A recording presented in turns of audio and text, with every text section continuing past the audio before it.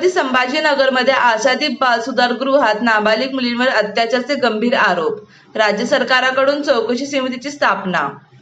आप देख रहे उमंग न्यूज, हर खबर पर नजर हमारी, नजरिया आपका। महाराष्ट्रातील छत्रपती संभाजीनगरमध्ये एक धक्कादायक प्रकार समोर आला आहे। ईसाई मिशनरीद्वारा चालवण्यात येणाऱ्या आशादीप बालसुधारगृहातील 9 मुलींनी 30 जून रोजी न्यायालयात धाव घेतली आणि आम्हाला न्याय पाहिजे अशा घोषणा देत गंभीर आरोप केले। मुलींच्या खोलीत कॅमेरे लावले जात असल्याचा, कपडे बदलतानाचे व्हिडिओ काढले जात असल्याचा आणि त्यांना जबरदस्तीने ख्रिश्चन धर्माचं पालन करायला लावलं जात असल्याचे आरोप करण्यात आले आहेत। तसेच आजारी पडल्यावर चर्चचं पाणी टाकून बरे होण्याचं भाग पाडलं जात असल्याचंही त्यांनी सांगितलं। या आरोपांमुळे विविध महिला संघटना आणि राजकीय नेत्यांनी कार्यवाहीची मागणी केली।